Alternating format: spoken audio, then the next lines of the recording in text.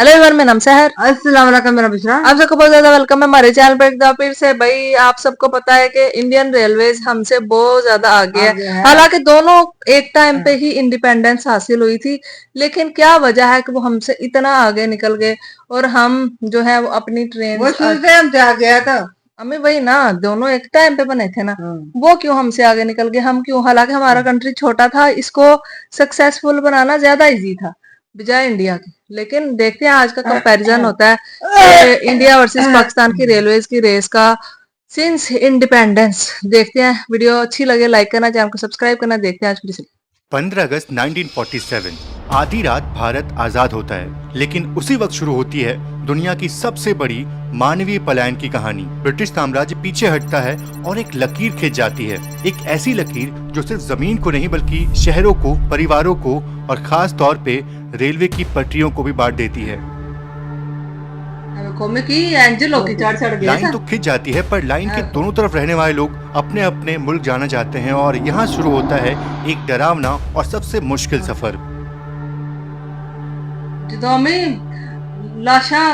और बहुत लोगों के लिए अपने अपने मुल्क में वापस जाने के लिए रेलवे एक मात्र साधन था। 15 अगस्त 1947 से लेकर के सितंबर 1947 तक करीब 7 लाख लोगों ने ट्रेन में सफर किया, जिनमें से कई लोग तो अपने मंजिल पे पहुंच गए, लेकिन ऐसे बहुत सारे लोग थे जो अपने मंजिल पे पहुंच नहीं सके और बीच रास्ते में ही अपना दम तोड़ दिए। जिंदा बचे लोग जो अपने नए देश में पहुंचते हैं और पीछे मुड़ के देखते हैं तो बहुत कुछ खो चुके थे। ऐसे बहुत सारी रोंगटे खड़े कर देने वाली कहानियां आपको सुनने को मिलेंगी पार्टीशन के दौरान, जब लाशों से भरी ट्रेनें जा रही थी और लोग एक दूसरे के खून के प्यासे बन चुके थे। और ऐसे में ना बहुत सारी कहानियां थी जहां लोगों ने अपनी जान बचाई जैसे तैसे करके। ऐसे ही कहानी राजेंद्र सिंह जी की थी, जिन्होंने ट्रेन की सीट के नीचे बैठ करके अपनी जान बचाई थी, और उनकी जुबानी सुनिए कि किस तरह का मंजर था वो। अब सामान आके पकड़ के बाहर निकाल के मारते थे, लेकिन हम ऐसे कमरे में जब बंद बैठे थे, कोई सीटों के नीचे, कोई ऊपर, पर पता नहीं लगे इधर। हमारे रिश्तेदार थे, लोगों को देखा, हमने गाड़ियों को आना मारना, जब गाड़ी में थे बाहर प्लेटफॉर्म पर मारना शुरू कर दिया।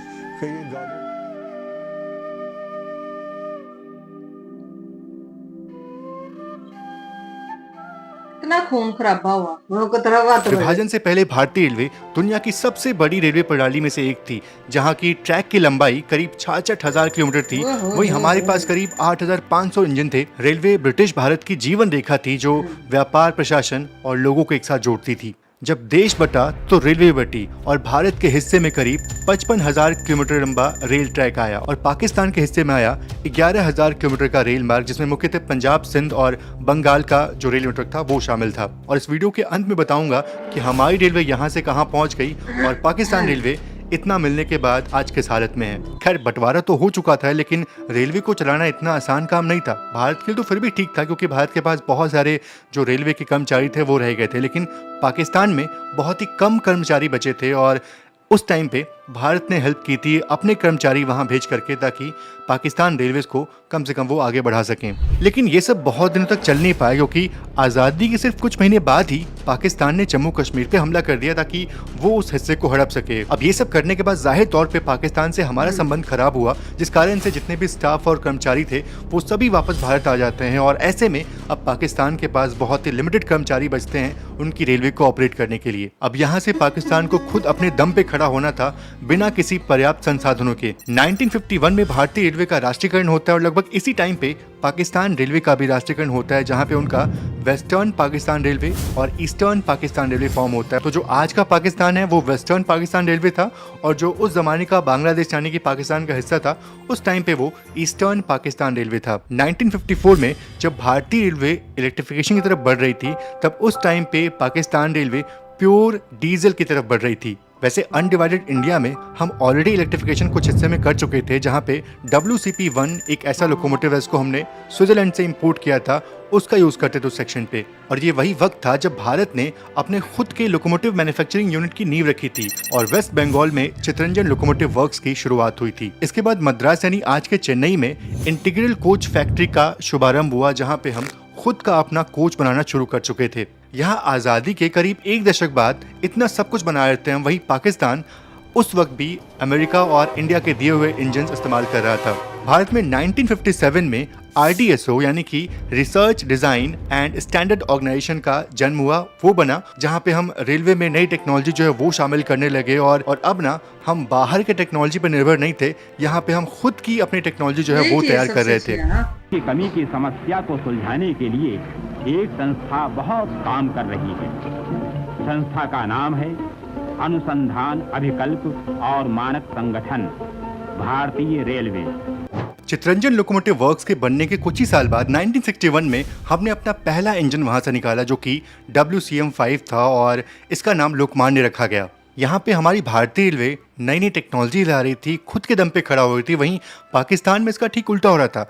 वहाँ पे युद्ध के बारे में विचार किया जा रहा था, जिस कारण से 1965 में पाकिस्तान फिर से हमारे देश पे हमला करता है, जिस कारण से हमारी जो रफ्तार थी वो थोड़ी सी कम होती है। लेकिन ये रफ्तार बहुत देर तक नहीं थमी रहती है और 1969 में नई दिल्ली से कोलकाता के बीच हम देश की पहली राजधानी एक्सप्रेस चलाते हैं जो करीब 120 किलोमीटर पर आवर की रफ्तार में चली थी। और इस तरह की ट्रेन चलाने का सपना फिलहाल पाकिस्तान अफोर्ड नहीं कर सकता था। पाकिस्तान अभी भी इंपोर्ट किए गए कोचेस और इंजन्स के भरोसे था, जिस कारण से उनका जो रोलिंग स्टॉक था वो दिन प्रतिदिन डिग्रेड होता गया और उनकी रेलवे जो है उसकी हालत खराब होती गई। और 1970 में उनका पहला कैरेज फैक्ट्री इस्लामाबाद में खोला गया, पर वो भी एल्स्टॉम के हेल्प से, और वहाँ पे मोस्टली असेंबली का काम जो है वही होता था। वहाँ पाकिस्तान अभी भी दूसरों पर निर्भर था और यहाँ पे हम अपना खुद का इंजन और कोच बना ही रहे थे। साथ ही साथ अब हम रेल की पटरियाँ, स्लीपर्स और रेल के व्हील्स बनाना भी शुरू कर चुके थे। और फिर आता है 1971 और ये ईयर तो सभी को याद होगा क्योंकि इस टाइम पे बांग्लादेश का गठन हुआ था।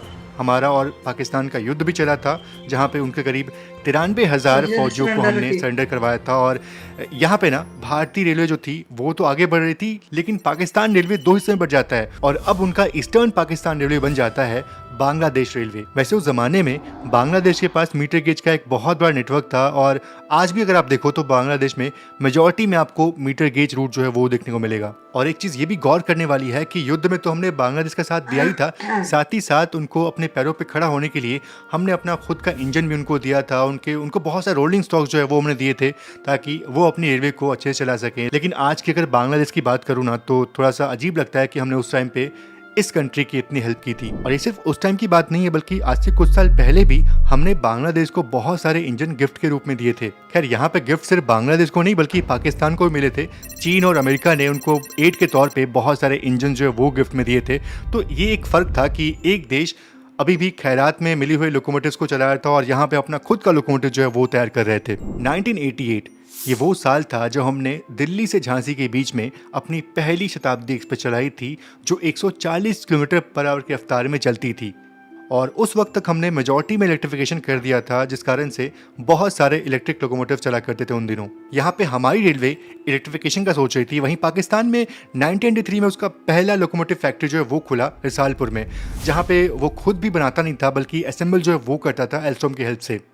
90s के दौर में ग्लोबलाइजेशन के कारण से हमारी पूरी इकोनॉमी शिखर पे थी, वहीं पाकिस्तान रेलवे और पाकिस्तान की इकोनॉमी पटरी से उतर रही थी। 1998 में पाकिस्तान में वही जो बंटवारे वाली लाइनें बिछाई गई थी उन्हीं पे ट्रेनें चल रही थी, कोई नया रेल मार्ग जो है वो नहीं बनाया गया था। और यहाँ पे हम गेज कन्वर्जन, रेलवे के दोहरीकरण और इलेक्ट्रिफिकेशन का काम जोरों शोरों पे कर रहे थे। और ये वही वक्त था जब वेस्टर्न घाट जो कि रेलवे नेटवर्क से वंचित था, यहाँ पे हमने कोंकण रेलवे की स्थापना की। कोंकण रेलवे में पहली ट्रेन चलाई। 756 किलोमीटर इस लंबे रेल मार्ग को बनाना बहुत ही चुनौतीपूर्ण था क्योंकि यहाँ पे हमने करीब 2100 छोटे बड़े पुल बनाए और करीब 92 टनल्स का निर्माण किया। तब जाकर के कोंकण रेलवे कंप्लीट हुआ और फाइनली वेस्टर्न घाट्स में ट्रेन चलना शुरू हो गई। वाकई में हमारे भारतीय रेलवे की ये एक अद्भुत रचना थी और उस जमाने में ये सच में बहुत कठिन काम था। खैर पीछे जो कुछ भी हुआ इससे सीख लेकर के पाकिस्तान को यहाँ से आगे बढ़ना था, लेकिन यहाँ पे फिर से पाकिस्तान युद्ध के बारे में सोचता है और 1999 में करगिल वॉर छिड़ जाती है। लाहौर बस समझौता, हमने लाहौर के लिए बस चलाई थी लेकिन पाकिस्तान ने धोखा दिया और फिर से ये देश युद्ध के बाद बहुत पीछे चला जाता है। सोचो हमने 2003 में अपने टिकट की ऑनलाइन बुकिंग करनी शुरू कर दी थी, वहीं पाकिस्तान रेलवे अपने यात्रियों के लिए मोहताज होने लगा। मतलब इस कदर लोग रेलवे से पीछे हटने लगे।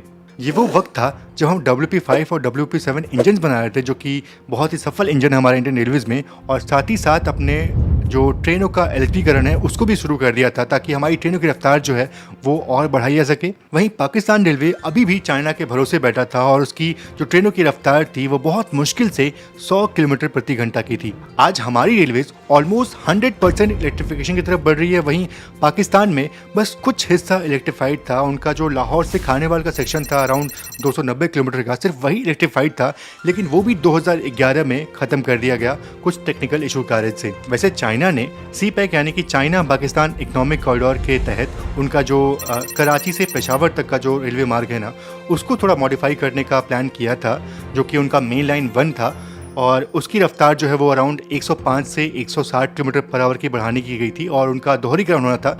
लेकिन आज तक ये जो इनका जो प्रोजेक्ट है वो शुरू हो नहीं पाया है और पता नहीं ये कब तक इनका ख़त्म होगा। अभी तो शुरू नहीं हुआ है, लेकिन एक चीज़ ये भी है कि जब तक शायद शुरू हो तब तक हमारे देश में पहला बुलेट ट्रेन अहमदाबाद से मुंबई तक चल जाए। इसकी रफ्तार करीब 320 किलोमीटर पर आवर की होगी। आज हमारी रेलवे में हर तरह के लोगों के लिए ट्रेन चलती है, मतलब जिन लोगों को वंदे भारत में सफ़र करना है, पैसे खर्च करके वो उसमें सफ़र करते हैं। और अभी अमृत भारत ट्रेन चलाई गई है, जो लोग ज़्यादा खर्च नहीं कर सकते लेकिन उनको प्रायोरिटी चाहिए, तो उनके लिए ये ट्रेन जो है वो बहुत ही बेस्ट है। और भविष्य में हम और अमृत भारत जैसी ट्रेन चलाने की उम्मीद जो है वो गवर्नमेंट से कर सकते हैं। वहीं पाकिस्तान में कुछ गिनी चुनी ट्रेन जैसे कि जिन्ना एक्सप्रेस हो गई, कराकोरम एक्सप्रेस हो गई और उनकी ग्रीन लाइन एक्सप्रेस हो गई, यही ट्रेनें कुछ थोड़ी सफल बोल सकते हैं, लेकिन इनका कंपैरिजन जो है वो हम अपनी ट्रेन से नहीं कर सकते। और मैंने आपको स्टार्टिंग में बताया था कि आज़ादी के वक्त हमारा रेल नेटवर्क करीब 55,000 किलोमीटर का था, जो कि अब अराउंड 68,000 किलोमीटर का हो चुका है। वहीं पाकिस्तान का जो उस समय पे करीब 7,500-8 हज़ार का था, वो अभी भी इसी पे कायम है, मतलब उनमें कोई ज़्यादा इजाफा जो है वो नहीं हो पाया है। वैसे बात तो सही है कि यहाँ पे हम पाकिस्तानी रेलवे का भारतीय रेलवे से कंपेयर नहीं कर सकते, क्योंकि पाकिस्तान कहाँ और भारत कहाँ। तो यहाँ पे अगर मैं उसके जो हम सफ़र है, जो उसका दोस्त है टर्की से अगर कंपेयर करता हूँ, तो यहाँ बिल्कुल अच्छा कंपैरिजन होगा। यहाँ पे पाकिस्तान और टर्की का जो लैंड एरिया है ना, वो ऑलमोस्ट सिमिलर है, लैंडफॉर्म एक जैसा है, मतलब नदियाँ हैं, पहाड़ हैं, लेकिन इसके बावजूद भी जो टर्की का रेल नेटवर्क है वो पाकिस्तान से करीब 10,000 किलोमीटर लंबा है।